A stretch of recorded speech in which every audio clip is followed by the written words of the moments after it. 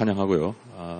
오면서 보니까 주로 학부생 분들이 많이 오신 것 같아서 제가 이거 준비할 때 타겟을 경제학과 한 3학년 2학기 마친 분들을 중심으로 조절해 왔기 때문에 대충 맞을 것 같다는 생각이 드는데 혹시 너무 쉽거나 아니면 너무 어렵거나 그러면 좀 양해해 주시기 바랍니다. 이 글로벌 시장의 변화를 먼저 제가 설명을 드리려고 하는 그 이유는 우리나라의 지금 현재의 상황을 이해하기 위해서는 이 글로벌 경제 현안을 이해하지 못하면은 이해할 수 없기 때문에 그렇습니다. 근데 글로벌 경제라는 것이 너무 광범위하기 때문에 제가 오늘 초점을 맞추려고 하는 부분은 정책적 시사점에서 어떤 측면을 우리가 특별히 고려해야 되는 것인가 하는 것에 집중해서 좀 설명을 드리고요. 그리고 저는 그 다음에 그 한국 경제에 대해서 설명을 드리겠습니다. 먼저 그 글로벌 경제 환경의 변화를 말씀드리고 그리고 글로벌 경제의 환경이 우리나라 경제를 이렇게 우리나라 경제가 글로벌 경제의 이렇게 축소판처럼 나타나고 거기에 더해서 우리 자체적으로 갖고 있는 문제점들이 이제 추가되는 것을 볼 수 있습니다. 정책적 시사점이 무엇인지 설명드린 다음에 마지막으로 우리가 장기적으로 직면하는 이 고령화에 대해서 어떤 정책들을 좀 펼칠 수 있을까 하는 거에 대해서 그냥 생각하는 관점에서 의견들 몇 개를 제시하고 마치겠습니다. 먼저 글로벌 경제 환경의 변화에 대해서 말씀드리면은 사실 여러분이 앞으로 2시간 동안 다른 거 다 잊어버리셔도 이거 한 가지만 기억하고 가시면은 굉장히 큰 것을 얻으셨다고 생각할 수 있는데 그게 바로 무엇이냐면 구조적 선순환의 약화라는 개념입니다. 이 구조적 선순환의 약화라는 개념이 중요한 것이 이것을 제대로 이해하지 못하면은 우리가 거시경제 정책으로 어떻게 대응할 것이냐에 굉장히 오류를 발생할 수 있기 때문에 그렇습니다. 그래서 그거에 대해서 좀 이 관점에서 글로벌 경제에 대해서 좀 설명을 드리겠습니다. 제일 먼저 거시경제 정책이라는 것을 크게 나눠서 이제 그 수요 측 케인즈가 얘기하는 이제 effective demand 쪽에서 수요를 촉진해 가지고 경제를 움직인다라는 얘기를 할 수 있고 그다음에 이제 반대쪽은 supply side 공급 측면의 정책들을 얘기하는데 일반적으로 공급 측면의 정책들을 얘기할 때 이 세이슬로를 갖다가 적용해서 얘기하는 분들이 많습니다. 근데 제가 오늘은 여기다가 일부러 세이슬로를 따로 이제 구분해서 놓은 이유가 무엇이냐면 서플라이 사이드는 그냥 공급 측의 측면에 즉 무슨 뜻이냐면 이 세이슬로에 의하면은 시장에서 상품을 공급하게 될 경우에 그 공급한 그 자체 때문에 소득이 생기고 공급을 했기 때문에 소득이 생기고 그렇기 때문에 경제의 선순환을 활성화시킬 수 있다 하는 것이 이제 세이슬로인데 일반적으로 얘기하는 그 세이슬로를 가지고는 지금 현재의 상황을 설명하기가 좀 부족한 것이 경제가 스테디 스테이트로 이렇게 가게 될 경우에 경기 변동성이 이렇게 생길 때 그때는 이 케인즈의 이펙티브 디맨드라든지 아니면 세이슬로가 적용이 됩니다.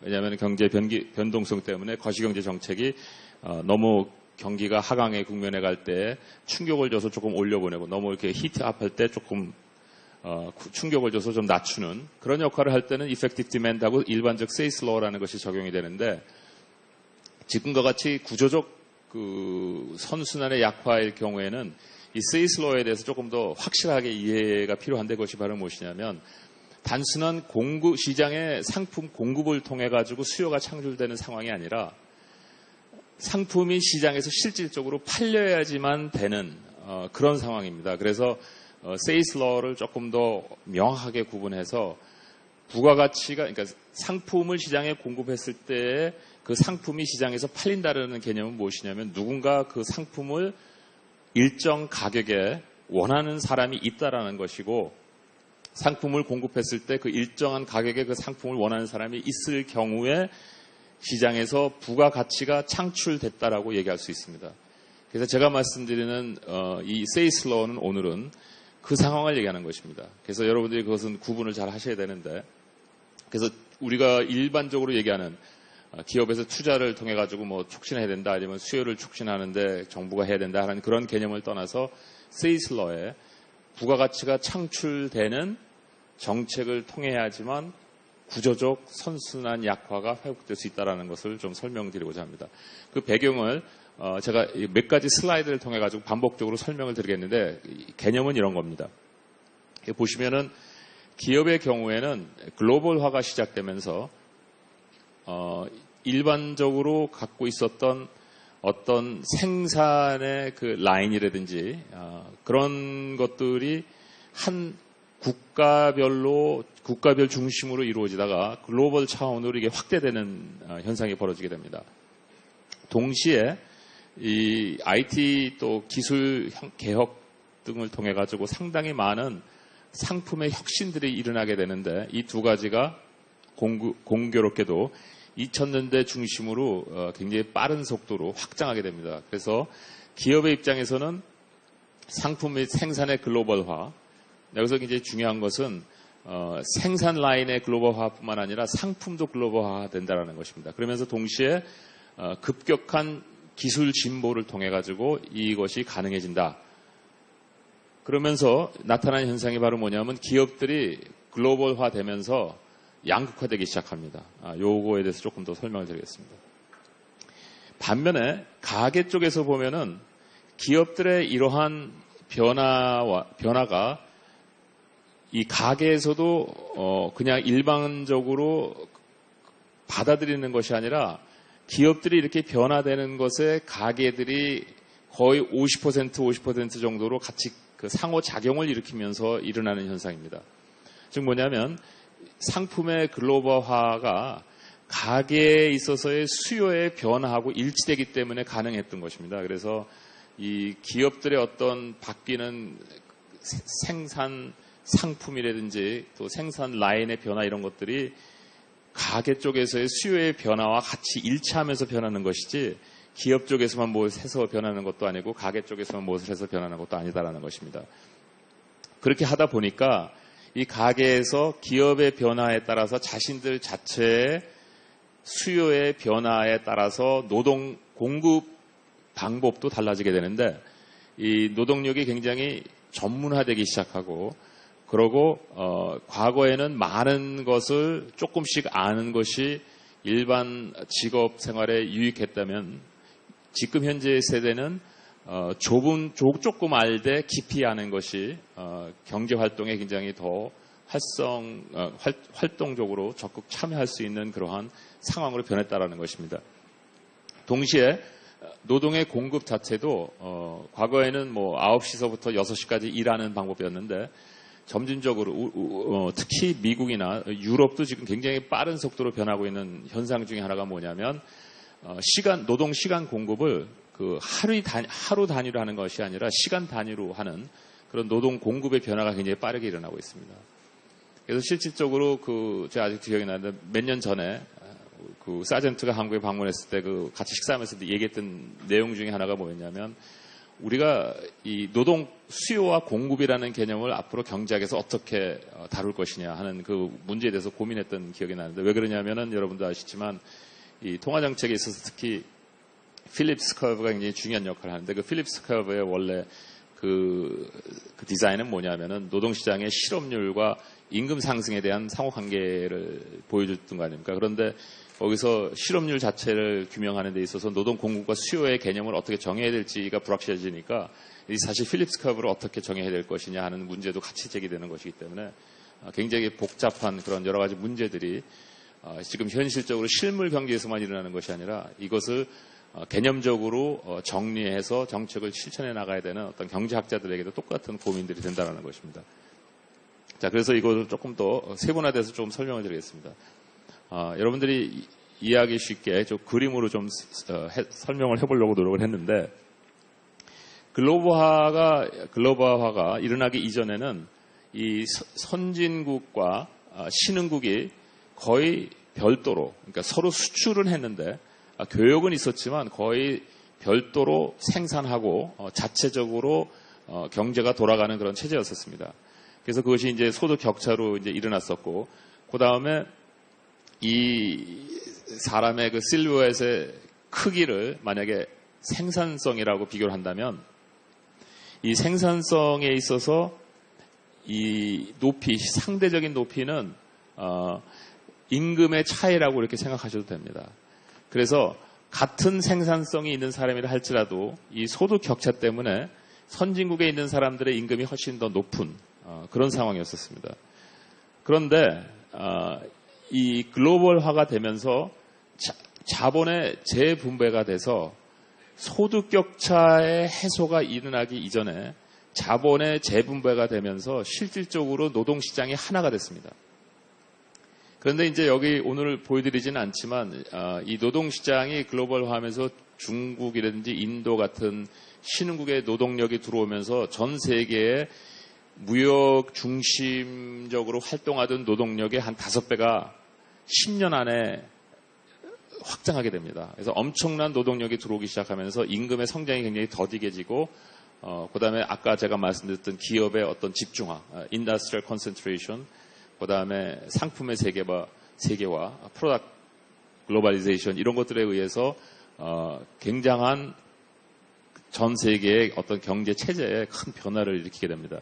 자, 그러면 이것이 노동시장에는 이제 어떤 결과를 미치게 됐냐면 보시는 것처럼 이 자본의 재분배를 통해 가지고 소득 격차에 관계없이 생산성에 의해서 임금이 비교가 되기 시작해서 이때 신흥국에 있는 그 같은 생산성을 가진 사람이 선진국에 있는 같은 생산성을 가진 사람을 이제는 어떻게 보면 노동시장에서 퇴출시킬 수 있는 그런 상황이 된 겁니다.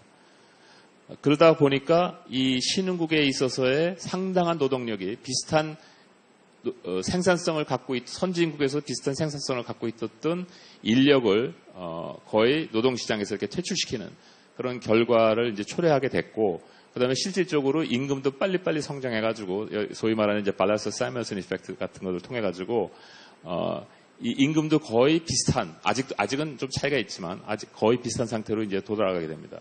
그래서 이 선진국에는 실질적으로 중간 기술, 그다음에 저기술력이 그 노동시장에서 퇴출되게 되고 신흥국에서도 일부, 그다음에 나머지는 세계의 글로벌 시장에 같이 합류하게 되는 그런 이제 결과를 낳게 됐다라는 것입니다. 그다음에 이것은 이제 가계 쪽에서 똑같은 얘기를 이제 반대 측면에서 좀 설명드리면 이것이 이제 그 가계 소득의 크기라고 한번 생각해 보십시오. 그럼 가계 소득의 크기라고 그러면 이 안에 있는 것들이 상품들이라고 생각하시면 이 상품들이 꽉 차 있으면은 상품을 파는 만큼 가계 소득이 이제 들어올 거 아닙니까? 그래서 이제 그런 식으로 이제 돼 있었고 이 색깔들이 이제 교육재, 그다음에 이런 색깔들은 이제 비교육재, 소위 말해서 예를 들어서 뭐 서비스 산업 같은 들 중에서 일부가 있겠고, 그다음에 이거는 이제 신상품은 다 교육재입니다. 그다음에 이제 비판매품이라는 것은 무엇이냐면 자기가 생산할 수 있는 건데 아무도 원하지 않는 것. 그래서 아까 제가 말씀드렸던 것처럼 세일스 러에 있어서 부가가치를 창출한다는 개념이 중요하다는 것을 말씀드렸던 것입니다. 자, 그렇다 보면은 이 세계화 이전에는 선진국에서는 상당한 부분이 대부분 다 교육제였었고 비교육제는 점점 줄어들고 있었던 상황입니다. 반면에 신흥국은 소득이 훨씬 적은 데 비해서 교육제, 즉 세계로 수출하는 것이 일부분 있었고 나머지는 자체 내에서 생산해서 자체 국가에서 소비하는 그런 상태로 있었다가 세계화가 되면서 선진국과 신흥국이 똑같이 신상품 중심으로 시장이 개편됩니다. 그러면서 비교육제가 부분적으로 여기 있던 것이 남아있는 것도 있지만 이 나머지 이런 어떤 그 교육제에 참여하고 있었던 그런 상품들이 다 퇴출돼 버립니다. 그래서 그것을 계속 생산할 수 있는 여력과 노동력은 있는데 아무도 더 이상 원하지 않는 것입니다.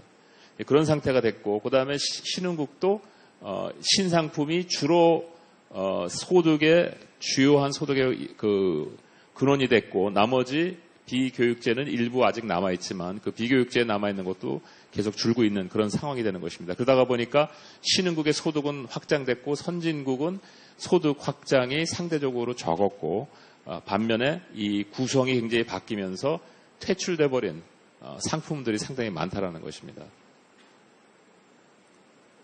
자, 그러면 이것을 또 다른 각도로 이제 좀 설명을 드리면은, 여기에 보시면은, 이것이 이제 신상품들의 상징이다 이렇게 얘기를 하면, 여기 조그만 차트가 하나 있습니다. 이것은 제가 그 참여했던 연구 2012년서부터 13년 동안 참여했던 연구인데 이것이 바로 뭐냐면 잘 안 보이실지 모르겠지만 1에서 이제 1.6까지 써 있는데 이 1이 마크업이라는 그 개념입니다. 그 기업들의 그 마크업이 1일 경우에는 완전 경쟁, 그러니까 perfect competition일 때 이제 1이 되는 것이고 1에서 계속 올라가기 시작하면은 imperfect competition, 즉 그래서 monopolistic competition으로 이제 쭉 올라가기 시작하는 거거든요.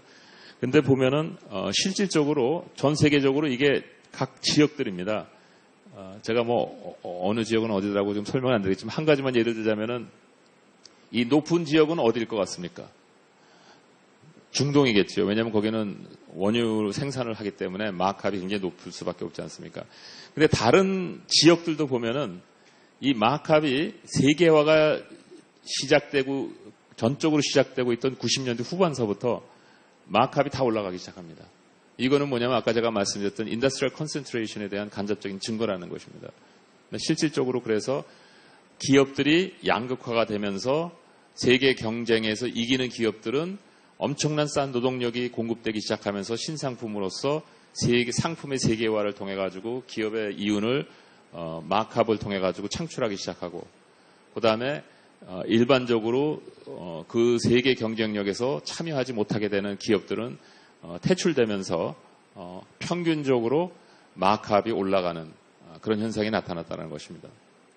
반면에 이 위에 있는 것을 보시면은 이것은 이제 제가 연구한 건 아니고 다른 사람이 연구한 것을 빌린 것인데 여기에 보시면은 1980년대 후반서부터 2008년까지 그 세계화가 그 극도로 이제 빠른 속도로 확장될 때 보시면은 이것이 바로 이 높이가 무엇이냐면 그 소득 증가율입니다. 그 소득 증가율을 보시면은 여기에 보시면은 그 선진국들의 소득 증가율이 기술적 전문 인력에 굉장히 높았었고 그 다음에 신흥국에 있어서의 그 중간 기술의 노동력의 소득이 가장 높았었고 이거는 개도국입니다. 근데 제일 낮고 거의 성장률이 없었던 것이 뭐냐면 선진국에 있어서의 일반 노동력이었었습니다. 평균 노동력의 소득이 거의 없었다라는 것입니다. 그래서 이것을 그림으로 이제 표현하게 되면은 신흥국에서 엄청난 노동력이 들어오면서 저임금이나 아니면 단순 노동은 신흥국에서 완전히 장악을 했고 그 다음에 선진국에서 일부만 기술력이 뛰어난 전문성을 가진 사람들만 신상품을 통해 가지고 노동시장에 참여하게 됐고 굉장히 많은 중간 인력이 중간에서 어떻게 보면은 자기들이 무엇을 해야 될지 자기들이 갖고 있는 어떤 기술을 통해 가지고 이 세상, 이 글로벌 시장에 참여할 수 있는 그러한 여력을 상실해버리게 되는 결과를 초래했다라는 것입니다. 그래서 유럽에서 특히 이제 청년들이 그런 경우를 많이 겪게 되는데 뭐 우리나라도 마찬가지지만 유럽 같은 경우에는 아직까지도 국가들의 상대적으로 차별이 굉장히 많이 되지만 뭐 10에서 40%까지 청년 실업률이 생기고 있는 것이 바로 이런 것들인데 그러다가 보니까 자신들의 어떤 그 생활 수준은 자기들의 생활 수준은 자기가 최소한도 이 정도 임금을 받아야 된다라고 생각을 하는데 시장은 이미 노동시장은 글로벌화돼서 하나 돼 있기 때문에 자신들이 살고 있는 어떤 그 생활 여건보다 훨씬 더 못 사는 신흥국에 있는 자기하고 비슷한 기술력을 가진 사람이 자기가 생각하기에 너무 낮다라는 임금을 줘도 굉장히 높다라고 생각하면서 일을 한다라는 것입니다. 그렇기 때문에 자본이 자유롭게 이동을 하기 때문에 이 선진국에 있는 사람들은 일을 할 수가 없게 되는 거예요. 그래서 이런 문제가 이제 발생하게 된 것이 실질 임금이 기대 임금보다 훨씬 낮다라는 것입니다. 낮기 때문에 이 중간에 있는 그 노동력이 어떻게 보면은 갈 길을 잃은 상태다 이렇게 얘기할 수 있습니다. 그래서 마지막으로 이거는 이제 똑같은 거를 이제 마지막으로 이제 시장 쪽에서 설명을 드리면 과거에 이 각 지역마다 수요 공급이 있어서 그 각 지역에 특산품을 판매하고 또 거기서 수요가 있고 공급이 있어가지고 서로 교류를 하다가 여러 개의 지역이 각자 놀다가 물론 교류가 있었죠. 상품에 수출하고 수입하고 그러면서 부분적으로. 그런데 글로벌 시장이 되면서 수요는 각 지역에 다른데 똑같은 것을 원하게 됩니다. 이게 이제 수요의 그 시프트라 이제 디맨드 시프트라는 것인데 그래서 그것이 상품의 세계화가 되면서 공급은 할 수 있는 글로벌 경쟁력을 가지고 있는 사람들만 공급을 하게 되다 보니까 여기서 어떤 일들이 벌어지냐면 아까 노동력의 어떤 그 과잉 노동력이 발생하게 되고 그다음에 소득이 떨어지게 되고 이 소득이 떨어지게 되니까 이쪽에 수요가 부족하게 되는 것이고 그러다가 보니까 경제 성장이 활력을 잃게 되는 그런 결과를 자아낸 것이고 동시에 그러다가 보니까 이제 그 어떻게 보면 노동시장에서 이제 퇴출되는 그런 상황에서 그럼 퇴출된 사람이 자영업을 통해서 다시 시장을 진입해야 되는데 막상 진입을 하려고 하다 보니까 상품에 대한 세계화가 이루어진 상황에서 자기가 상품의 세계화의 경쟁에서 같이 끼어서 성공할 수 없으면은 끼어들기가 힘들게 됐다라는 것입니다. 그래서 시장 진입 장벽이 무슨 뭐 규제 그런 문제도 있겠지만 전 세계적으로 보면 특히 선진국에서 엄청 높아졌다라는 것입니다. 여러분들도 뭐 주위에서 보시면은 만약에 여러분들이 창업하시려면은 두 가지 방법인데 하나는 뭐냐면 글로벌 시장에서의 경쟁력을 뚫고 글로벌 상품을 생산하시든지 아니면은 여러분들이 거하고 계시는 그 지역의 어떤 특성을 이용해서 글로벌화되지 않은 상품을 생각해내시든지 뭐 둘 중에 하나 가지고만 이제는 진입이 가능하다는 것입니다. 그래서 이제 한 가지 예로 제가 그 미국을 들었는데 여러분 보통 이제 이런 분석하다 보면 대부분 다 미국을 예로 들는데 그 왜 그러냐면 자료가 가장 풍부하기 때문에 이제 그렇고 그다음에 두 번째로 그 미국이 금융시장 관점에서 보면 전 세계 한 반 정도를 차지합니다. 그래서 상당히 대표성이 있기 때문에 그런데 이거 보시면은 63년, 83년, 2016년에 보시면은 이게 1%가 갖고 있는 95톱 5% 이 분포 소득 분포를 나타내는 것입니다. 그러면은 이 중간 미디안 개념인데 이 미디안이 1% 갖고 있는 소득의 40분의 1이었었습니다. 93년에는.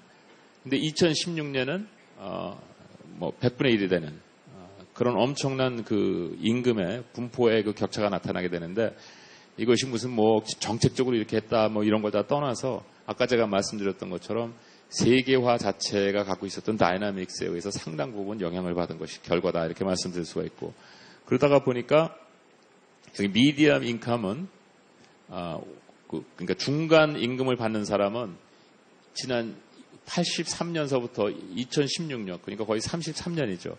매년 1년에 한 50만 원씩 임금이 올라갔다고 보면은 이 1%에 있는 사람은 매년 임금이 2,200만 원씩 올라가는 그런 격차가 벌어진 겁니다.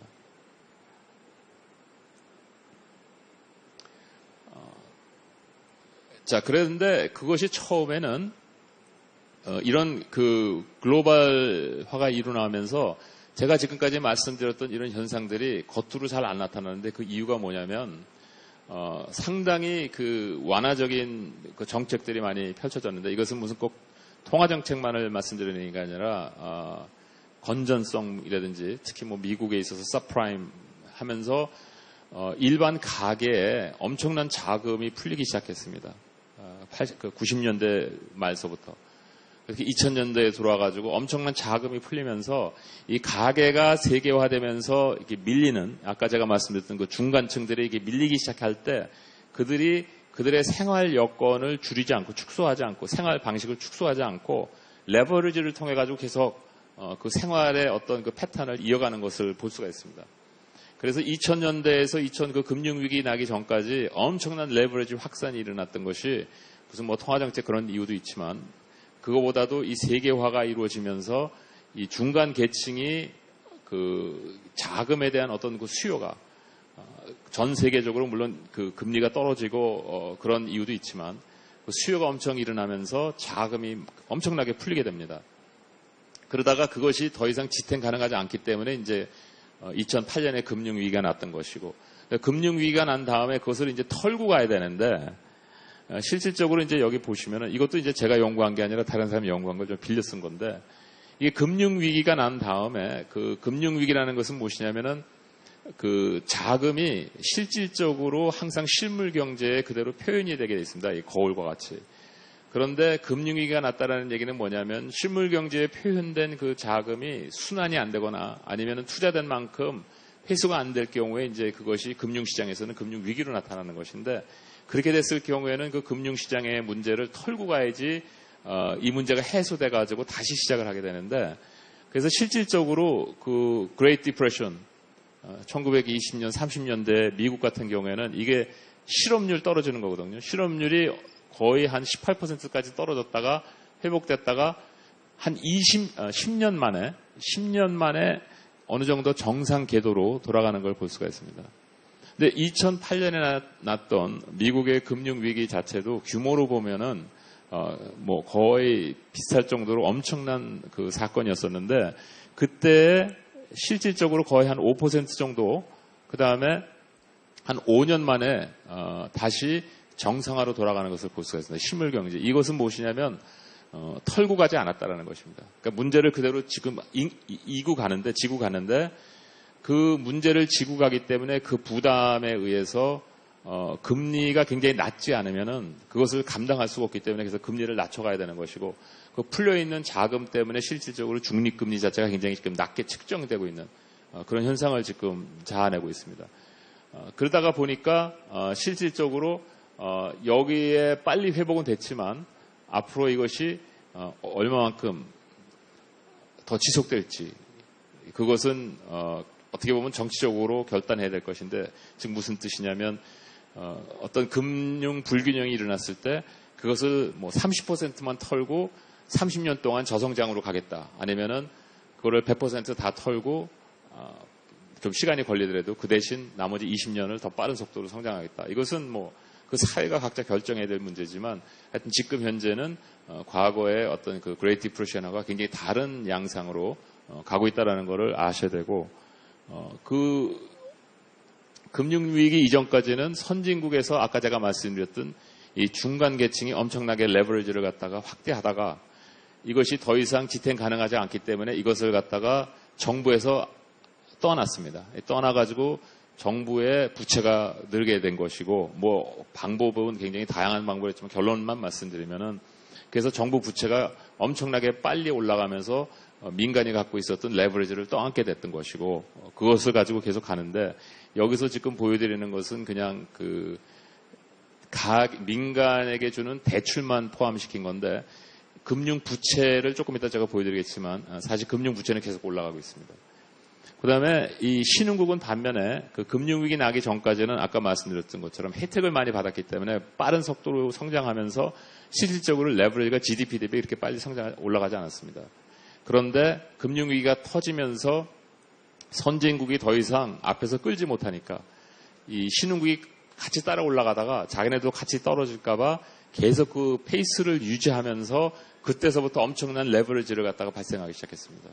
그래서 선진국이 글로벌 시작하면서 금융위기까지 레버리지 통해서 세계를 끌고 갔다면, 금융위기 이후서부터는 신흥국들이 레버리지를 통해 가지고 세계를 지금 끌고 가고 있다. 뭐 이렇게까지 좀 극단적으로 표현할 수도 있겠다, 이렇게 말씀드립니다. 자, 이것이 이제 그 제가 아까 말씀드렸던 총 그 금융 부채에 대한 것인데, 이 총 금융 부채를 보시면은 이게 OECD 국가들의 주요 OECD 국가들이 여기에 다 있습니다. 그럼 실질적으로 일부 국가를 한 2개 국가만 제외하고 나머지 국가들은 이 스케일이 지금 뭐냐면은 GDP 대비거든요. 그러니까 GDP 대비 뭐 한 20년 전보다 한 배 이상 더 계속 올라가고 있다라는 것입니다. 지금 이 시간에도 계속 올라가고 있습니다.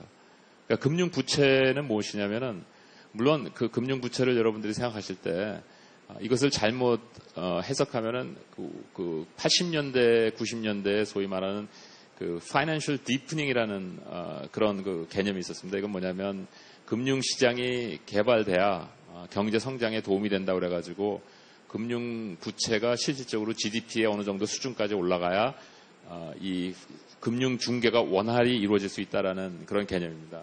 근데 사실 그 개념을 초월해가지고 2000년대 이상서부터는 이것이 확대되기 시작한 것이 어떤 파이낸셜 디프닝보다는 아까 제가 말씀드렸던 그 레버리지를 통한 경제의 어떤 그 촉진이라고 그럴까요? 이런 것들로 이제 계속 진행되고 있다는 것입니다. 그래서 그냥 제가 이걸 보여드리고 싶었던 것은 이렇게 계속 아직도 올라가고 있다라는 말씀을 드리고, 우리나라도 이 중에 하나지만 어느 나라인지는 제가 뭐 이 시간에 밝히지 않겠습니다.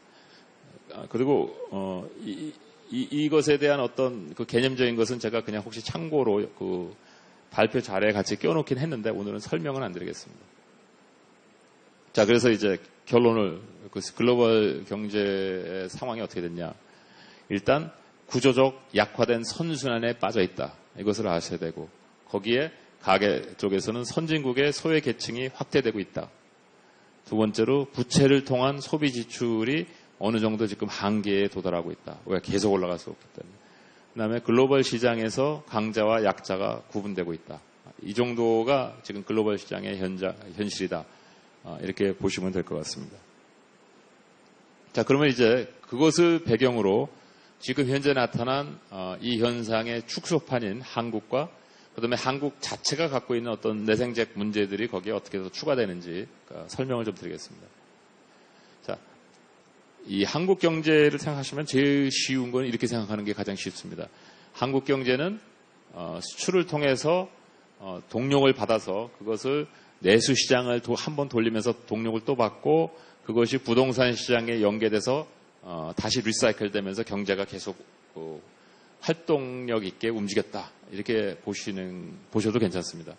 근데 이제 문제는 뭐냐면은 아까 제가 말씀드린 것처럼 글로벌 경제의 축소판이기 때문에 우리나라의 국외 시장에 관련된, 그러니까 수출과 관련된 사람들이 있고 내수 시장에 관련된 사람들이 있는데 지금 현재 수출에서 들어오는 소득이 줄기 시작하면서 이쪽에서 주던 역량이 점점 떨어지고 있고 그 다음에 이 내수 시장의 역량이 떨어지다 보니까 여기서 아까 말씀드렸던 소외 계층들이 점점 더 확대되고 있고 반면에 부동산 시장을 통한 부의 창출도 한계에 봉착해 있다라는 것입니다. 왜 그런지 이제 제가 좀 설명을 드리고 그 동안에 우리나라의 경제를 지탱했던 것을 뭐 세 가지 추라고 이렇게 말씀드리면 하나는 높은 교육 수준과 생산성.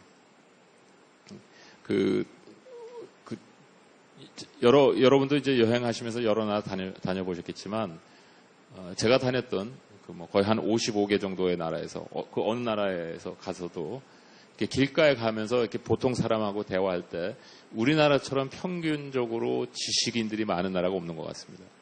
우리나라의 그냥 평균 시민이 갖고 있는 그 노동력의 어떤 역량이라고 그럴까, 지식, 그 다음에 생산성 이런 것들이 엄청 높습니다.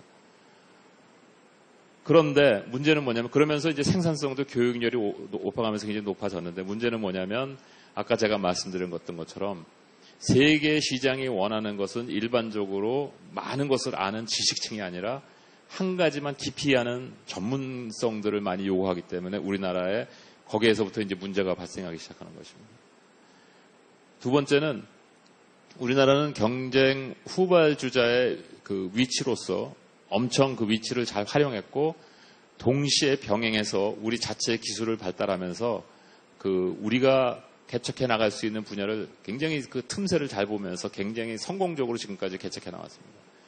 그런데 직면한 것은 무엇이냐면 세계 경제의 빠른 수요의 변화, 그러니까 아까 제가 말씀드렸던 demand shift, 거기에 이 새로운 변화의 물결에 우리나라가 적응하는데 모든 나라가 그렇듯이 굉장히 시간이 지금 걸리고 있다는 것이 이제 하나의 문제고 나머지는 이 부동산 시장을 통한 부의 창출도 한계가 되는데 왜 그러냐면 부동산을 통한 부의 창출은 이 두 가지가 같이 잘 돼야지만 같이 더 마치 자동차의 터보 차저 같이 그런 역할을 하는 것인데 그것이 이 두 가지가 이제 다 부진해질 때 부동산 시장도 동시에 같이 부진해지기 때문에 이 두 개가 부진할 때 부동산 시장을 활성화해가지고 경기를 부양하려고 그러다 보면은 금융 불균형이 굉장히 심화되는 그런 결과를 이제 낳게 되는 것입니다.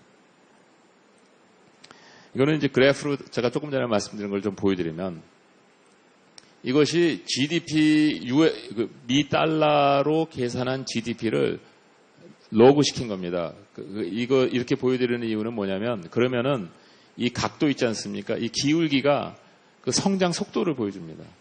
그래서 여기서 보시면은 우리나라의 그 경제 성장은 80년대, 90년대 이것이 이제 신흥국이거든요. 신흥국의 경제 성장을 훨씬 더 뛰어넘는 그런 빠른 경제로 성장하다가 그 외환위기 이후에 90년대, 2000년대 그 2008년 금융위기 이전까지 이 기울기가 여기하고 비교했을 때 훨씬 더 낮아진 것이 보이지 않습니까?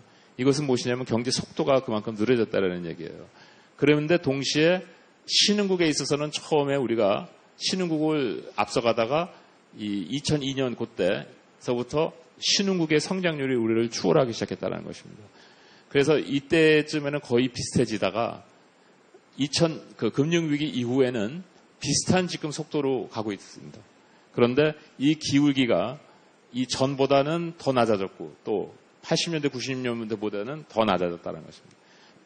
뭐 어떻게 보면 당연한 얘기죠. 왜냐하면 우리나라가 GDP가 점점 높아질수록 성장률이 선진국이 됐기 때문에 낮아질 수밖에 없는 거지만 하여튼 이렇게 그림으로 보시면 이제 이렇게 보일 수가 있고 그 다음에 여기 보시면은 제가 오늘은 요것만 보여드리는데 우리나라가 그 성장률이 수출하고 굉장히 민첩한 관계가 있는데 그 GDP에서 보시는 그 무슨 수출이 얼마 그 GDP에 얼마를 기여했다 그런 개념이 아니라 그거는 이제 아카운팅의 아이덴티티고 실질적으로 그 노미널 수출 명목 수출의 그 달러 대비 확장률이 우리나라 명목 GDP 성장률에 상당한 그 충격을 많이 줍니다.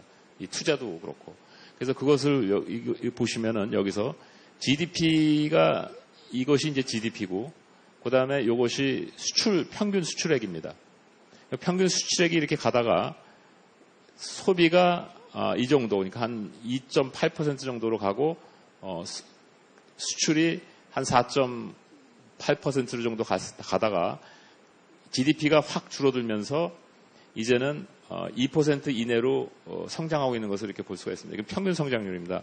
근데 여기서 이제 말씀드리고 싶은 건 뭐냐면은 이 GDP 그 소비가 과거에 수출이 이렇게 높았을 때 받던 영향과 이제는 수출이 떨어졌을 때 소비가 떨어졌지만 수출하고 거의 비슷한 속도로 가는 것은 무엇이냐면 자체 내생적 어떤 그 소비의 선순환이 어느 정도 형성됐다라는 간접적인 증거입니다.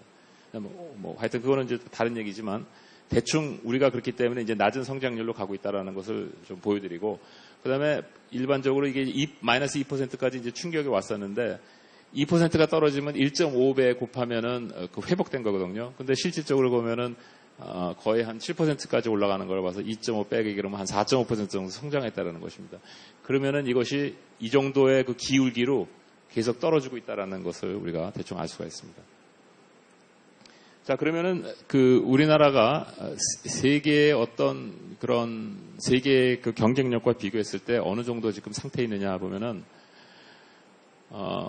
그 GDP를 보면은 세계 8위고 그다음에 GDP per capita 개인 소득을 보면은 세계 24위인데 실질적으로 뭐 5천만 명 이상 되는 그 기준을 일반적으로 도입하지 않습니까? 근데 그게 무슨 의미가 있느냐 이런 질문을 많이 하는데 이제 의미는 뭐냐면 실질적으로 그 스케일 자체가 컸을 때 그 스케일 자체를 움직이면서 성장하는 것과 도시국가가 성장하는 것과 굉장히 다른 개념이거든요. 그래서 이제 보통 그럼 기준을 뭘로 하냐 그랬을 때 우리나라가 5천이니까 5천으로 하자 해서 이렇게 보면은 지금 GDP per capita 24위인데 5천만 명 넘는 국가로 하면 7위입니다. 7위. 그러니까 이 얘기는 뭐냐면은 우리나라가 이렇게 봐도 저렇게 봐도 전 세계 경쟁력의 10위 안에 든다라는 얘기입니다. 그러면 상당히 그 높은 성장률이거든요. 그래서 그 GDP per capita 5천만 명 이상으로 되면 G7에 들어갈 수 있는 그런 국가다라는 것입니다. 근데 반면에 글로벌 랭킹, 포브스라는 데서 이제 2008년에 글로벌 랭킹을 했는데 거기는 경제뿐만 아니라 경제 굉장히 다각적인 분야로 이제 다 분석을 해봤는데 거기에서 보면은 세계 16위다. 200 몇십 개국에서 16위면 엄청 좋은 겁니다. 여기서 16위다라는 것은 무엇이냐면 우리나라의 경제 위상과 비교했을 때 안 좋다라는 얘기지 이게 절대적인 값으로 봤을 때 안 좋다는 얘기는 아닙니다. 그럼에도 불구하고 우리가 그러면은 어떤 측면에 더 향상을 해야 되느냐, 노력을 해야 되느냐 하면 이제 이런 데서 볼 수 있다라는 것입니다. 어떻게 보면 투명성이 아직도 부족하고 뭐 규제가 있고 뭐 이런 것들이 아직도 우리나라를 좀 우리나라의 위상에 비해서 좀 안 좋다 이렇게 얘기할 수 있는 것이고 두 번째로 과거에 글로벌화가 되면서 모든 국가들이 엄청나게 빠른 속도로 GBC를 통해서, 즉 뭐냐면 생산 라인을 다변화하면서 성장을 유도해 왔습니다. 그렇기 때문에 그것을 또 적극적으로 활용해가지고 FTA를 많이 체결을 했는데, 여기 보시면은 이것이 우리가 지난 2000년대서부터 지금까지 체결한 모든 FTA들입니다. 엄청나게 빠른 속도로 FTA를 체결하면서 우리는 세계 경제의 수출 역량의 그 확대를 기여해 왔다는 것입니다. 그런데 문제는 뭐냐면, 아까 내부적으로 일어나고 있던 그 문제점들이 그때도 있었고, 그러나 그것이 다 가려졌을 뿐이고, 그러나 그런 것들이 정치적으로 각 국가들마다 문제가 됐기 때문에 겉으로 잘 드러나지 않고 나타났던 또 하나의 현상이 뭐냐면은 이것입니다. 이게 바로 뭐냐면은 무역 그 NTB, 소위 말하는 이제 그 타리프가 아니라 non tariff barrier, 여러 가지 무슨 이유를 대가지고 무역을 제재하는 그런 제재들의 수인데, 이 제재들의 수를 보면은 2000년대 글로벌화가 그렇게 엄청 빨리 되다가 금융위기 난 이후에 올라갔다가 다시 좀 이러면 안 되겠다 해가지고 내리다가 그 다음에서부터 계속 올라가기 시작했습니다.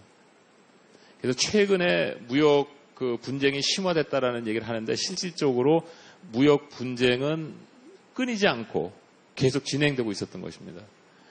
단순히 이것이 수면 위로 올라온 것이 이제 미중이 격돌하면서 이제 나타났지만, 내부적으로는 특히 G20 같은 경우에 2013, 2014 이때 엄청나게 내부적으로 논쟁이 많았습니다.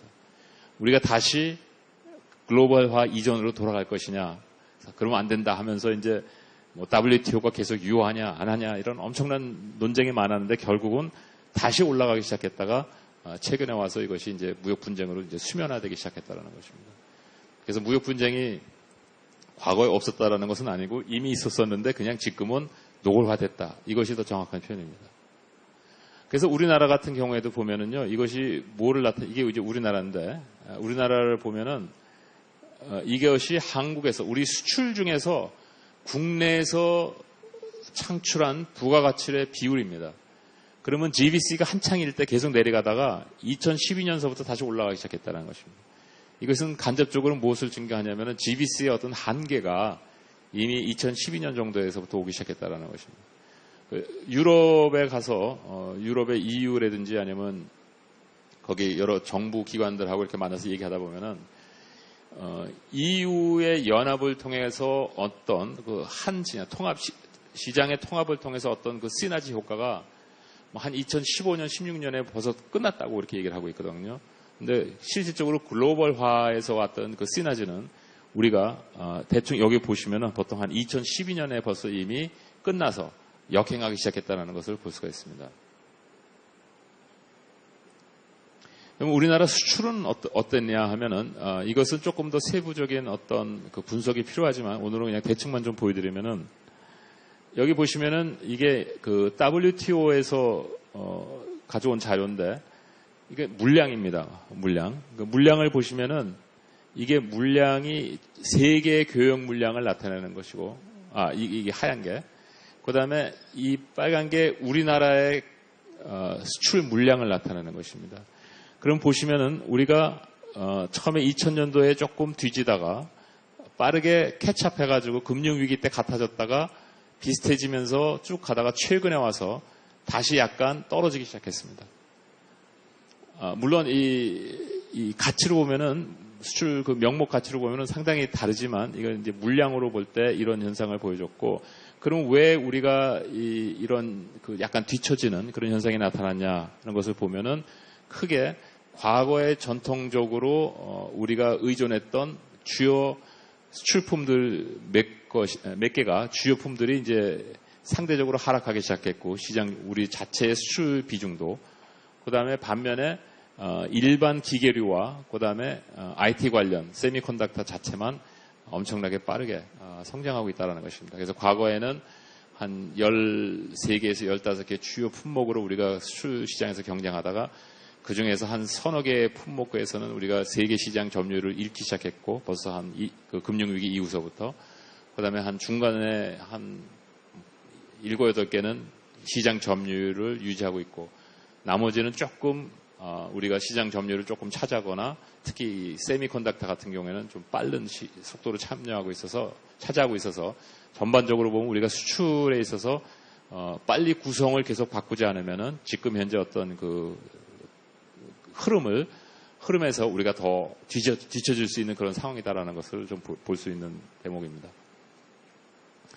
자, 그 다음에 이제 부동산 시장에 대해서 잠깐 좀 설명드리겠습니다. 아까 제가 말씀드렸던, 부동산 시장을 통해가지고 부의 창출이 왜 이제 불가능하냐, 이렇게 보면은, 먼저 여기를 좀 봐주시면은, 이게 장기적 주택 가격의 추세를 보면은, 주택 가격이 이제, 이거는 뭐 우리나라가 아니라 일반적인 경제 이제 원론적인 말씀인데, 품질 향상, 그 다음에 선호도의 변화, 그 다음에 밸런스 사이먼슨 이펙트 변화, 그 다음에 상대적 가치 유지, 이렇게 하나, 둘, 셋, 네 개 정도로 우리가 그 부동산 시장의 가격이 왜 올라가는, 가치가 왜 올라가는지를 구분해서 설명할 수가 있습니다. 이 품질 변화는 뭐 당연히 여러분 아실 테고, 선호도 변화라는 것은 무엇이냐면 부동산도 상품 중에 하나거든요. 그렇기 때문에 여러분들이 예를 들어서 뭐 사과 하나보다 조금 더 좋은 집에 살고 싶다 그러면은 사과값은 떨어져야 되고, 뭐 세트를 스파이러스. 그 다음에 부동산 값은 올라가야 되는 것이 그 디맨드 시프트에 의한 결과입니다. 그것처럼 집에 대한 선호도가 어떻게 변하느냐에 따라서 이제 나타나는 것이고, 그 다음에 이제 밸런스 사이먼슨 이펙트는 뭐냐면 여러분들이 똑같은 집이 있는데 우리가 같이 세계 시장에 뛰어들면서 수출을 통해 가지고 우리의 소득이 갑자기 올라갑니다. 자체적으로 집이 바뀐 것도 아닌데. 그러면 우리가 소득이 올라가게 되면 우리의 그 구매력 자체가 올라가게 되지 않습니까? 그럼 그 구매력 자체가 올라가면서 더 품질 좋은 것들을 요구하게 되고 아니면 똑같은 것을 더 많이 요구하게 되면서 나타나기 시작하는, 사실은 엄격히 얘기하면 밸런스 사이먼슨 이펙트는 그 교육제, 비교육제에서 근무하고 있는 임금의 효과를 얘기하는 건데, 이 임금의 효과가 이 집값, 그러니까 그 비교육제의 가치에 비슷하게 적용이 될 수 있다는 것입니다. 그래서 이제 밸런스 사이먼슨 이펙트가 나타난 것이고, 그 다음에 이제 상대적 가치를 유지해야 되기 때문에 이 얘기는 뭐냐면 여러분들이 일반적으로 소비하고 있는 모든 상품 대비 집값 자체도 같이 올라가는 속도가 같아야 된다는 것입니다. 만약에 다른 상품들은 다 올라가는데 집값만 안 올라가면 그것은 왜 그러냐면 여러분들의 선호도 변화가 있기 때문에 그렇다는 것입니다. 자, 그렇다면은 지금까지 보면은, 지금까지가 아니라 앞으로도 그렇듯이 이 품질은 보통 우리가 GDP, 실질 GDP 성장에서 나타날 수 있다. 이렇게 비교할 수 있고, 그 다음에 이 서울 아파트값 혹은 일반 주택에서 단독주택에서 아파트로 그 이주하는 어떤 그 수요의 변화를 갖다가 우리가 이 선호도 변화와 BS 효과를 같이 표현할 수 있는 것이다라고 만약에 얘기할 수 있다면 나머지 남은 건 뭐냐면 상대적 가치 유지는 물가 상승률하고 같이 올라가야 된다는 것입니다. 그래서 이것을 봤을 때 우리가 GDP도 앞으로 별로 잠재 성장률이 떨어지는 추세에서 과거처럼 올라갈 수 없고, 그 다음에 이 서울 아파트의 그 어떤 증가도 한계에 좀 봉착해 있고, 물가 상승률도 저조하기 때문에 과거처럼 이 선호도 변화와 BS 효과 때문에 사실상은 집을 보유했을 때 나오는 그 차액 유인이 있었던 거거든요. 근데 이것이 없어지기 때문에 이제는 집을 소유하는 그 자체가 특별히 어떤 부를 창출할 수 있는 어떤 방법으로서 한계에 봉착했다라고 얘기할 수가 있습니다. 나머지는 좀 한 가지 그냥 빠르게 설명드리면 이건 뭐냐면 선들은 실수요를 나타내는 것인데 이 실수요는 뭐냐면 이 가구수입니다. 가구수인데 이 지방에 있는 가구수, 또 서울에 있는 가구수는 2010년 정도까지 올라가다가 그냥 고정돼 있고 이 지방은 계속 올라가는데 이 올라가는 이유는 인구가 안 늘는데 왜 올라가냐 하면은 이 가족이 세분화되기 때문에 그래서 올라가는 겁니다. 그래서 혼자 사는 사람들도 많고 그렇게다 보니까 예를 들어서 과거에 한 집에 5명이 부모와 3자녀가 살다가 이제는 부모와 3자녀가 각자 다 따로따로 거하게 돼서 나타나는 현상, 이것을 다 포함한 게 이제 실수요인데 이 실수요인데 실수요가 서울은 스테디하고 지방은 계속 아직도 조금씩 올라가고 있다는 것입니다. 그다음에 이것은 이쪽하고 이 스케일이 다르기 때문에 이 갭 자체가 무슨 실질 갭이다 이렇게 보시면 안 되고 그냥 그 트렌드만 보시면 됩니다. 그다음에 이 점선이라는 것이 이제 실질적으로 공급을 표현하는 것인데, 공급을 표현하면은 이 공급을 표현하고 실수요하고 그럼 어떤 역학관계가 생겼냐 하면은 그것은 물량과 즉 공실률과 그다음에 가격이 어떻게 변했냐를 볼 수 있는데 여기 보시면은 이것이 이제 공실률이거든요. 서울은 공실률이 없었습니다. 왜 그러냐면은 계속 수요가 공급을 초과하고 있기 때문에. 그런데 지방에 보면은 공실률이 올라갔다가 또 다시 지금 막 올라가고 있는 상태였었죠. 그래서 앞으로 이거는 어느 정도 계속 올라가게 되는데 그것은 왜 그러냐면 실질적으로 완공된 그 주택 아파트 같은 것들을 보면은 이 평균 어떤 성장률보다 훨씬 더 빨랐거든요. 지난 몇 년 동안. 그래서 그것이 다 어느 정도 소진될 때까지는 재조정이 일어나야 되는 것이고 그 기간 동안에는 아마 이것이 계속 올라가다가 다시 떨어지는 그런 현상이 나타날 거라는 거죠. 그러면 가격은 어떻게 됐냐? 가격은 우리나라 총 집 보시면은 집값을 보시면은 이게 평균 집값입니다. 이 평균 집값은 CPI하고 거의 똑같이 올라가지 않습니까? 그러니까 굉장히 경제 이론하고 맞습니다. 물가 상승률의 상대적 가치 유지가 그대로 이루어지고 있는 것이 이 차트에서 그대로 나타나는 것이고 그 다음에 이 선호도 변화, BS 효과는 실질적으로 아파트의 가격이 올라가는 것만큼 더 빨리 올라가서 거기서 캐치가 되는 것을 우리가 볼 수가 있습니다.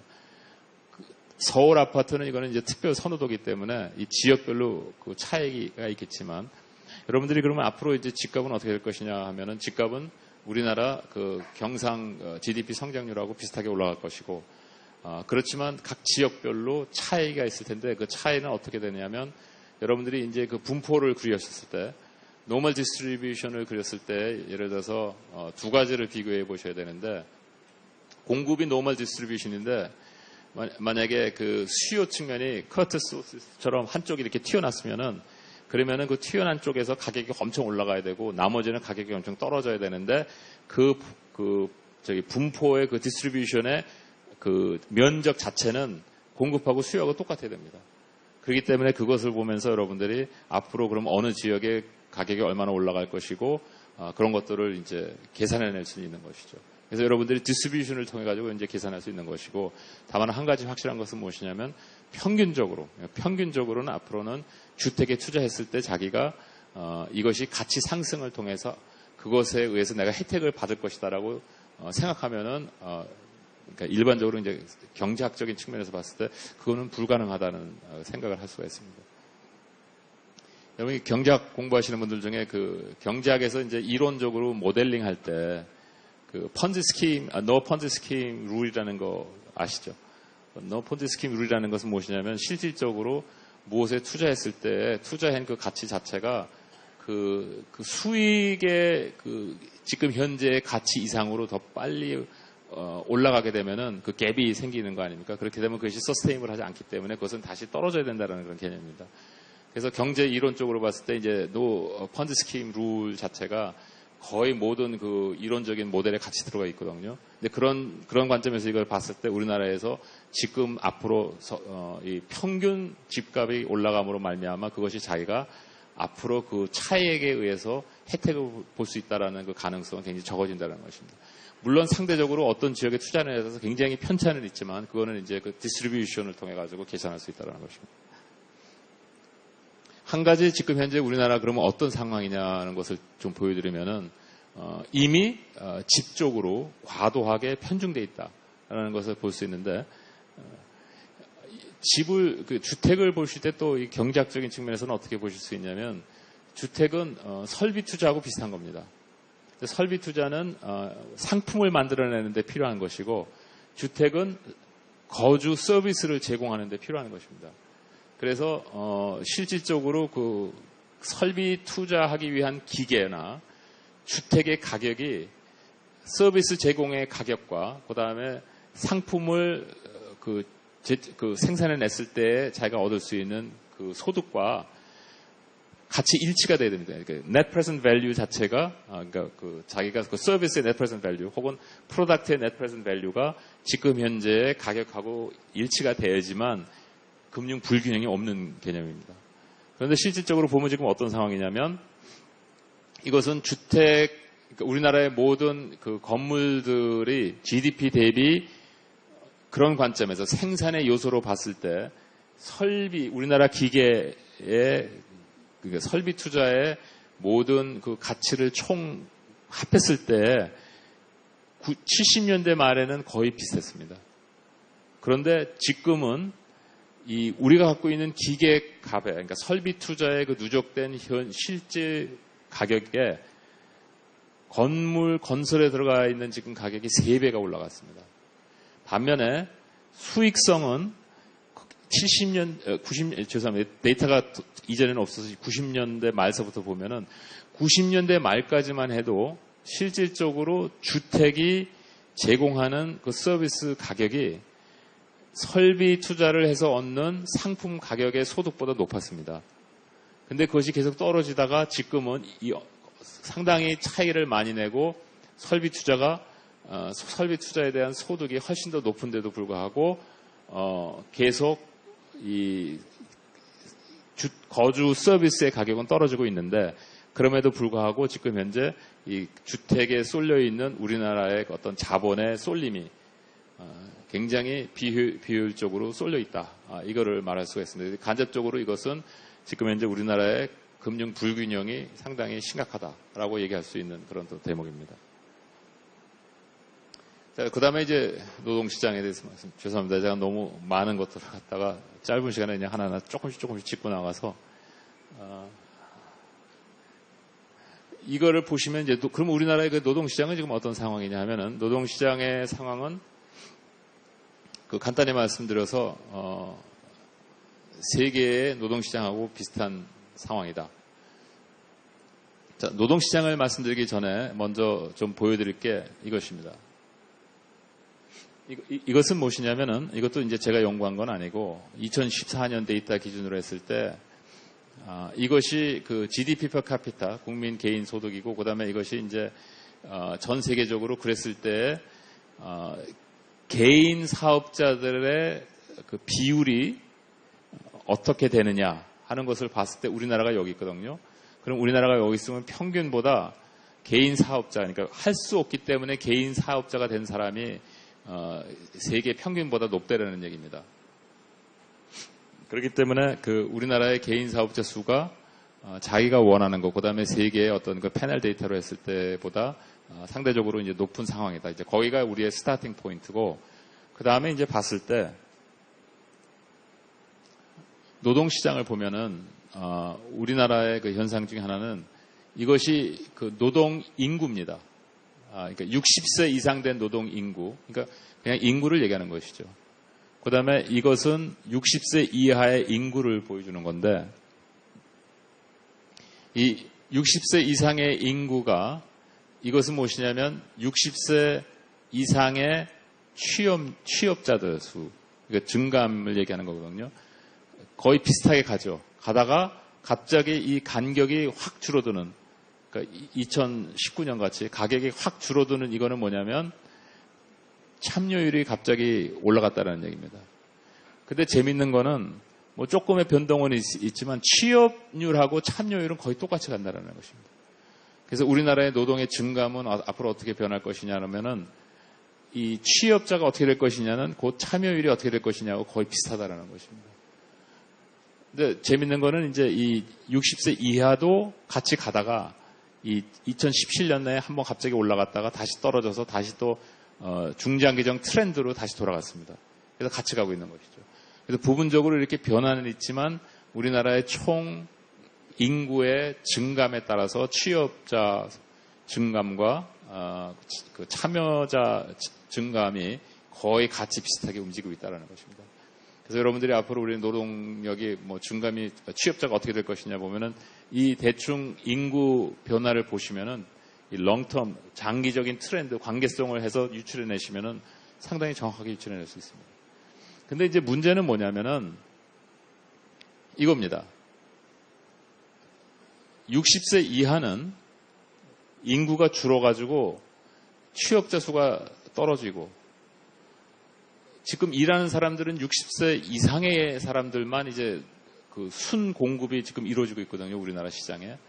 네, 60세 이상의 그 근로자들이 시장에 참여했을 때에는 일반 무슨 전문성 있는 직업으로 가기보다는 뭐 창업이나 뭐 이런 것들을 해야 되는데, 실질적으로 아까 말씀드린 것처럼 창업을 하려면은 진입 장벽이 높아졌기 때문에 특별한 기술이 있거나 아니면 특성화된 어떤 그 자기가 살고 있는 지역에 수요를 파악해낼 줄 알아야 됩니다.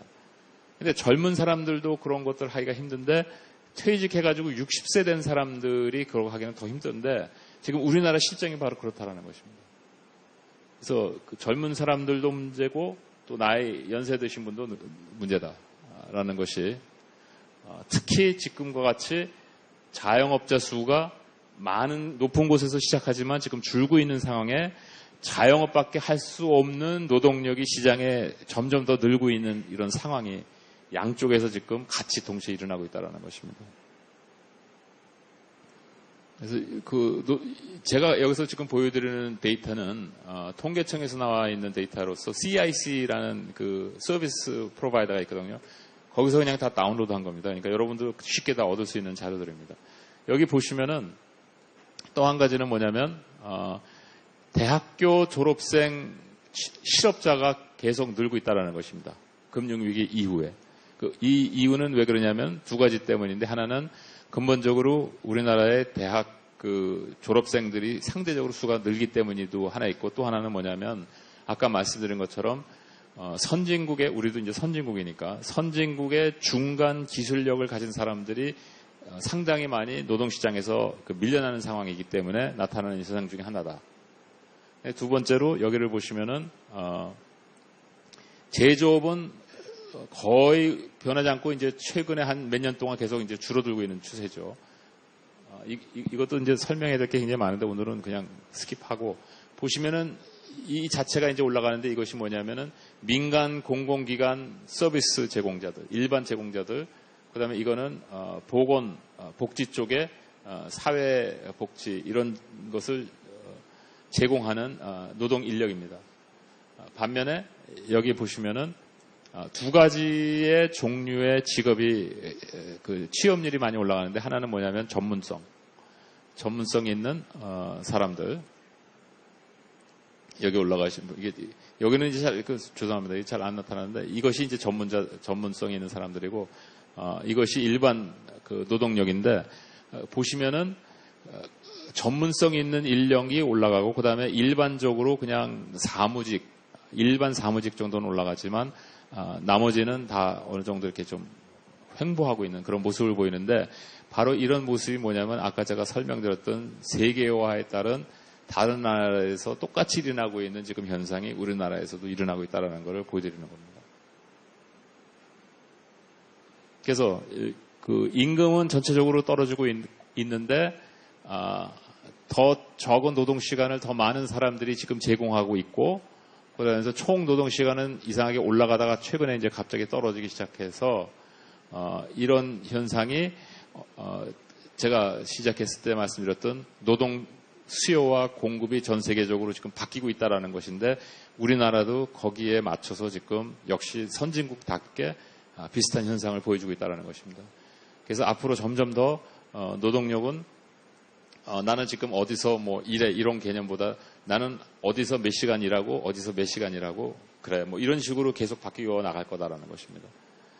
반면에 여기 보시면 이제 그 분위별 소득인데 여기 분위별 소득 이것도 CIC에 이제 나와 있는 그 자료 그냥 보여드리는 건데 이거 보시면은 이 선이 왜 있는지 모르겠네. 뭐 하여튼 요것이 뭐냐면 평균 연령입니다. 이 가구의 그 가장의 그 평균 연령인데 보시면은 그 1분위가 51세에서 2000년대 초반만 해도 51세에서 지금 현재 63세로 넘어갔습니다. 요거 시기적으로 보시면은 60세, 61세, 62세, 63세. 그러니까 퇴직하면서 1분위로 하락하면서 많이 떨어졌다는 얘기인데 결국은 뭐냐면은 우리나라의 지금 이 분위별로 소득 격차가 심해지는 것은 고령층들이 퇴직하면서 소득이 없어지기 때문에 1분위로 많이 떨어지기 때문에 지금 이런 현상이 나타나고 있다. 뭐 다른 물론 여러 가지 이유도 있고 그다음에 진입 장벽이 높기 때문에 이제 들어가지 못한다. 이런 것도 또 볼 수가 있는 것입니다. 자, 이거를 보시는, 제가 보여드리는 이유는 뭐냐면, 우리가 갖고 있는 우리 자체 내에 여러 가지 문제점들이 있는데, 이것이 우리가 자체적으로 무슨 당장 어떻게 해결하려고 그러는 그런 것을 노력할 때, 전 세계적으로 지금 이런 현상이 일어나고 있는 이유가 뭔지를 같이 알아야지 해결하는 데 도움이 되기 때문에 보여드리는 것입니다. 이거는 제가 여러분들 가운데 그냥 관심 있으신 분들이 있을까봐 이거 가져가셔서 혼자 분석해 보시라고 그냥 그려놔드린 거고요. 그래서 이거를 보시면은 노동시장을 분석하는 데 좀 도움이 될 것 같거든요. 그래서 관심 있으신 분들은 혼자 해보시다가 잘 안 되면 뭐 연락하셔도 제가 답할지는 잘 모르겠지만 하여튼 한번 보시고요. 그냥. 자, 그러면 이제 정책적 시사점으로 넘어가겠습니다. 자, 정책적 시사점은 뭐 이미 다 나왔는데 지금까지 설명해서. 첫 번째, 이 차트는 뭐냐면은 그 Institute for Research in Economic and Fiscal Issues 그래가지고 유럽에 있는 어떤 그 연구기관이 55개 국가에서 실질적으로 그 몇 가지 크라이테리아를 둬가지고 이 무역 제재하는 정책들을 나름대로 개념을 줘가지고 나눠줬는데 이거 나누는 것은 별로 의미가 없고 그냥 합해서 보시면 되는데 엄청나게 지금 많이 있다라는 것입니다. 이게 2009년에서 2018년에 새로 도입한 것들인데 이쪽에서 분석하기로는 간접 재정 지원을 통해 가지고 자기 나라의 그 수출업자들에게 혜택을 주는 수단이 가장 많이 지금 사용되고 있다는 것입니다. 왜 그러냐면 겉으로는 우리는 세계 무역에 있어서 프리 트레이드를 주장하는 바이다 이렇게 얘기하기 때문에 실질적으로 도와줄 때 뒤에 가서 삽시디를 통해 가지고 도와주는 국가들이 엄청 많다라는 것입니다. 그래서 이렇게 지금 현재 서로 무역 분쟁이 노골화될 뿐 아니라 뒤에서도 이러한 엄청난 지금 각 나라의 그 무역을 보호하려고 그러는 입장이다 보니까 과연 우리가 FTA를 계속 추진을 해야 되겠지만 과거처럼 이 FTA 추진만 가지고 이제 가능한 것이냐. 아까 그 다음에 또 보여드렸던 것처럼 우리나라에 실질적으로 제조업에 있어서 이제 하향 산업, 상향 산업이 있는데 그렇다면 우리가 이제 앞으로 이 IT 특히 세미컨덕터 외에 우리가 기댈 수 있는 어떤 산업이 무엇이냐 이런 것들이 굉장히 심각한 문제로 부각되기 시작했다는 것입니다. 그럼 무엇을 우리가 어떻게 생산해야 되는 것이냐는 뭐 여기서 논의할 수 있는 건 아닌 것 같고요. 물론 제 역량도 벗어나는 문제고. 그래서 궁극적으로 이제 우리가 그럼 어떻게 되냐 하면은 이겁니다. 여기에 있는 아까 그 시장에서 밀려난 상품, 비상품을 다시 이쪽으로 집어넣을 수 있어요. 즉 부가가치 창출을 할 수 있어야지 우리나라 소득도 늘고 우리나라의 그 어떤 경제 그 구조적 선순환 약화를 역행할 수 있는 것입니다. 그러기 위해서는 신상품을 발굴하거나 어떤 창조적 발상이 있어야 되는데 신시장 발굴이라는 것은 무엇이냐면 지금 고령화가 엄청 심화되고 있는데 우리나라뿐만 아니라 선진국의 대부분이 그렇거든요. 그렇다면 이제 이 고령화에 대한 어떤 신시장에 어떤 상품들을 제공해야, 어떤 서비스를 제공해야 우리가 그 시장을 미리 점령할 수 있을 것이냐. 이제 이런 고민들이 좀 있어야 될 것 같고. 그 다음에 아까 말씀드렸던 것처럼 지금 현재 상품 글로벌화 됐기 때문에 어떠한 상품을 내놔야 글로벌 시장에서 진입할 수 있을 것이냐. 이제는 아이디어의 경쟁이다 이거예요. 그래서 과거처럼 무엇을 잘 만들어내는 정도가 아니라 왜냐하면 만드는 건 기계가 다 할 수 있기 때문에 이제는 아이디어 가지고 경쟁을 해야 되는데 그런 의미에서 저는 약간 좀 더 우리나라에 소망이 있지 않나 하는 그런 생각을 하고 있습니다.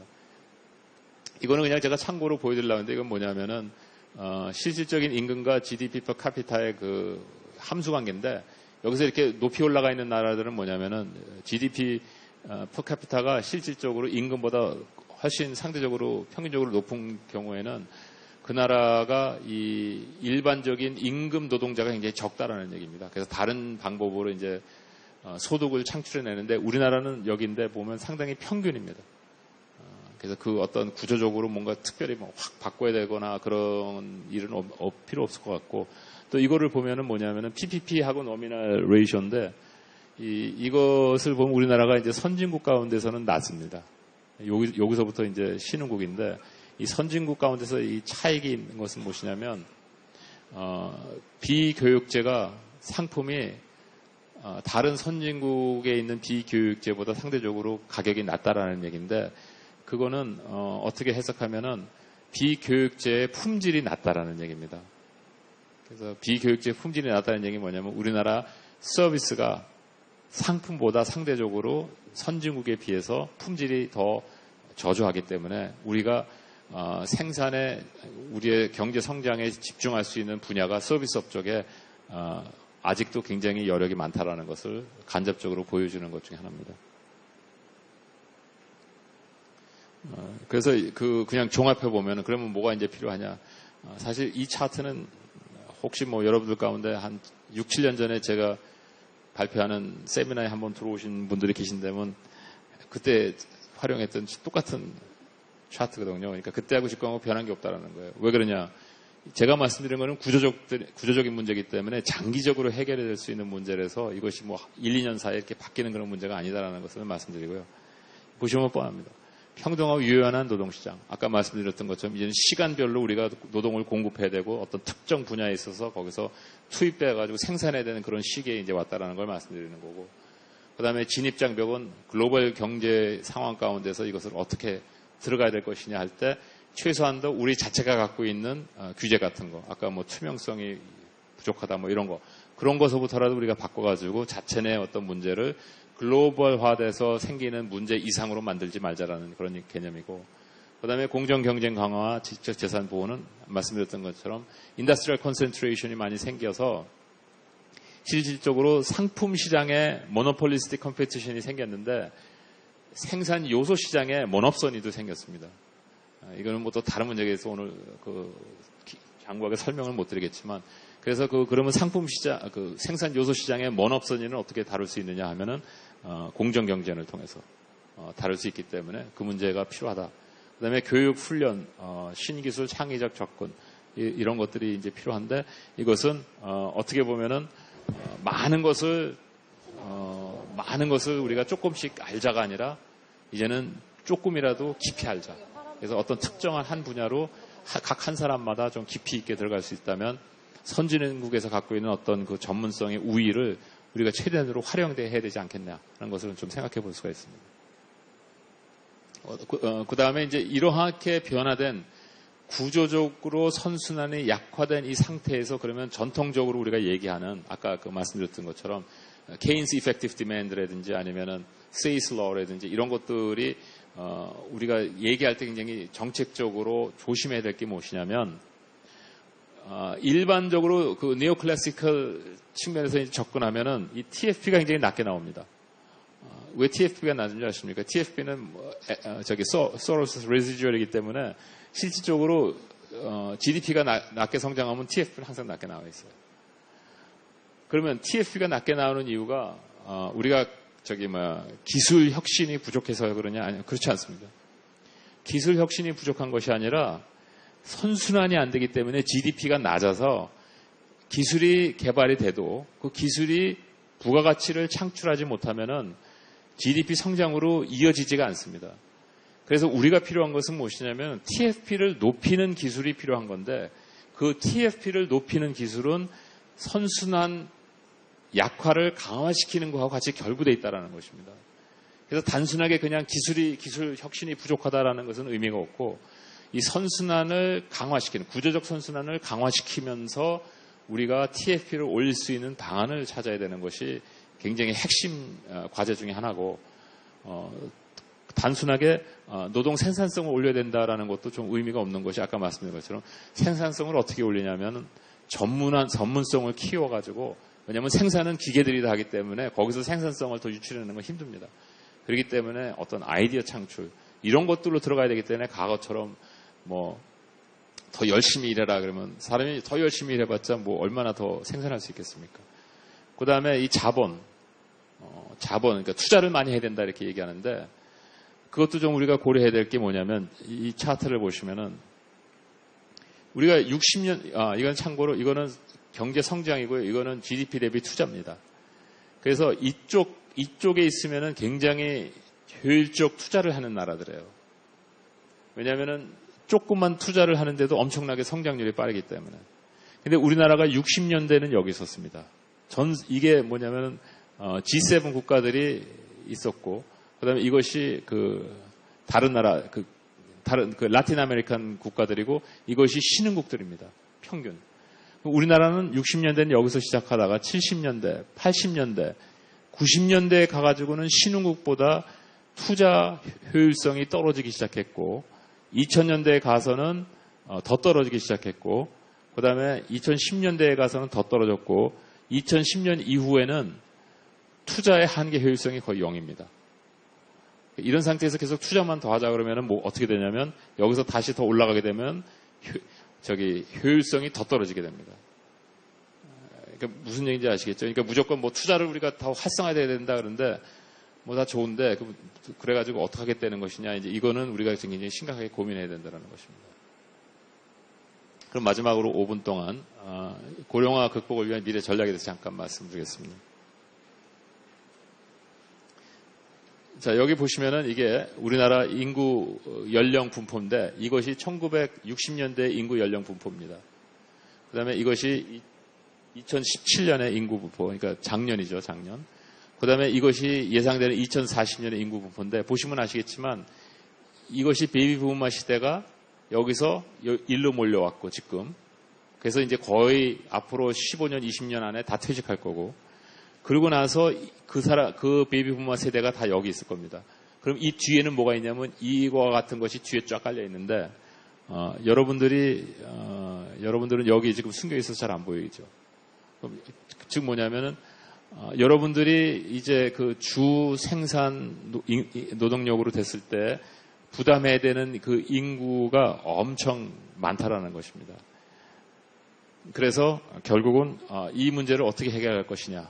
이게 이제 굉장히 심각한 문제고, 참고로 우리나라가 전 세계에서 고령화 속도가 제일 빠릅니다. 지금서부터 앞으로 2050년까지 우리나라를 따라올 나라가 없어요. 그러니까 그런 의미에서는 세계에서 1위가 하나 더 있다라는 거는 이제 기억하실 필요가 있고요.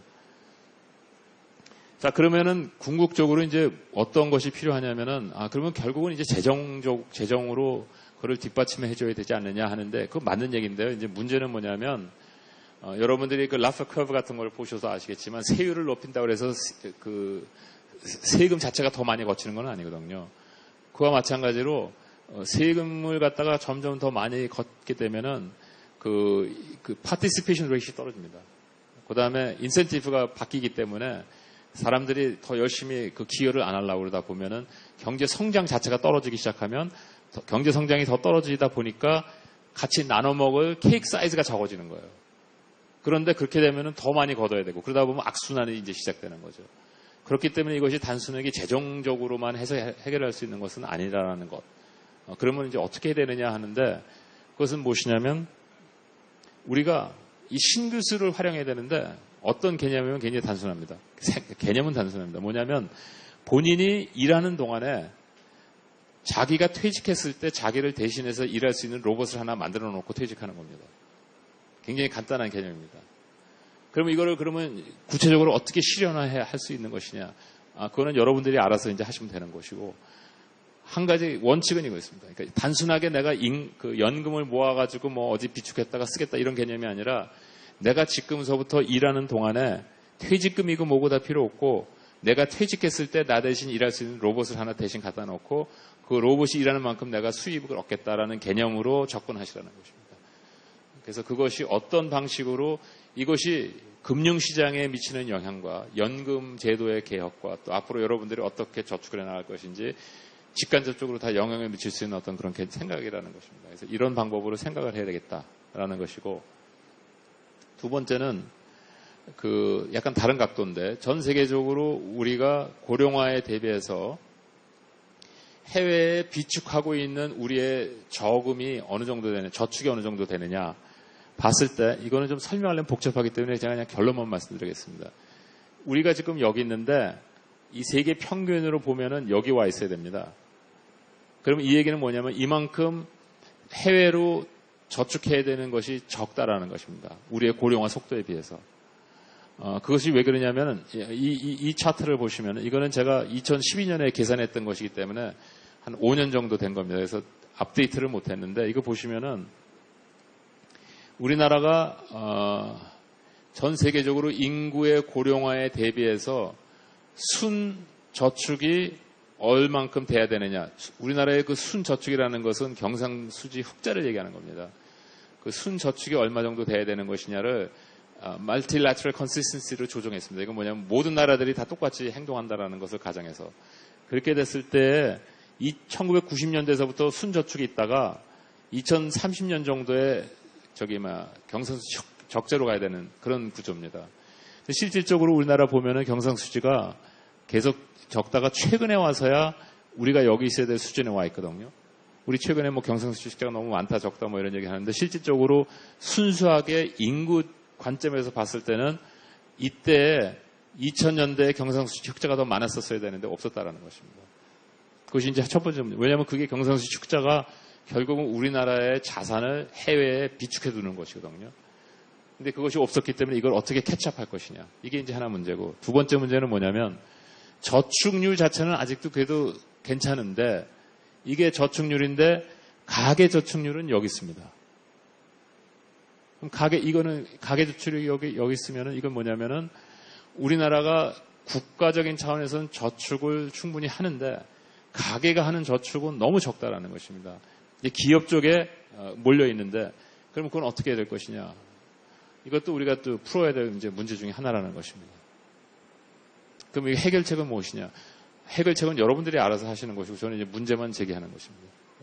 그다음에 마지막으로 노동력 재분배를 통해 가지고 이제 미래소득 안정을 이제 도모해야 되는 것인데 이 개념은 뭐냐면 이 연기금을 갖다가 이제 굉장히 단순한 방법으로 제가 이제 계산을 해봤습니다. 이것도 계산 한 2013년에 했던 거기 때문에 조금 아웃데이트 됐고 복잡하게 하지 않고 굉장히 단순하게 계산한 겁니다. 그러니까 이거 어디 가가지고 이거 믿고선 투자했다가 뭐 손해 보면 저한테 뭐라 그러지 마시고 보시면은 이 자체가 2030년 되면은 이후서부터 그 지출 기금에서 나가야 될 돈은 계속 빠지고 들어오는 소득은 굉장히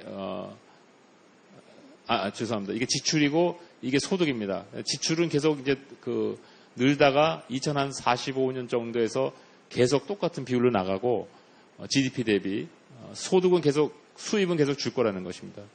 이 갭이 점점 커진다라는 것이죠. 그러면 이제 어떻게 되냐 하면은 요때서부터 2035년서부터 퇴직하는 사람만큼 그러니까 로봇을 갖다가 세우는 것 대신 퇴직하는 사람만큼 해외에서 퇴직하는 사람만큼의 생산성이 있는 사람이 들어와서 대체하는 것입니다. 이것은 지금 그러니까 해외에서 무슨 인력을 유입해오는 그런 개념하고는 좀 달리 생산성이 있는 사람들이 와서 대체하는 그런 방법을 생각했을 때 그러면은 이것이 스테이블라이즈가 될 수 있고 그 다음에 이 똑같은 방법으로 우리나라 재정을 계산했을 때 엄청나게 그 재정 적자로 이제 들어가기 시작하는데 점점 재정 적자의 속도가 빨라지거든요. 그러면은 이 재정 적자의 속도를 빠르게 되면은 여러분 잘 아시지만 재정 적자는 경상수지하고 연결돼 있지 않습니까? 민간이 만약에 똑같이 변하지 않는다면은 재정 적자가 커지면 커질수록 경상수지 적자가 커지게 돼 있죠. 그래서 그것을 볼 때 경상수지 적자가 커지게 되면은 그것을 갖다가 막기 위해서는 환율이 엄청 움직여야 되고 환율이 움직이면서 우리에게 오는 어떤 경제 성장의 그 저하가 내려오면서 우리 경제 사이즈가 이제 축소되게 됩니다. 그래서 그거를 막으려면은 어떻게 되냐면은 재정을 쓰는 만큼 민간이 저축을 더 많이 해야 됩니다. 근데 민간이 저축을 더 많이 했는데 어느 정도 해야 되냐면 엄청나게 순저축이 6%까지 올라가야 되거든요. 굉장히 민간이 이제 축소된다는 개념입니다. 소비가. 여력이 줄어든다는 것이죠. 그런데 아까 말씀드렸던 것처럼 노동력이 유입되기 시작하면 이것을 어느 정도 안정화시킬 수 있는 그 차트를 여기서 이제 보여드리는 것입니다.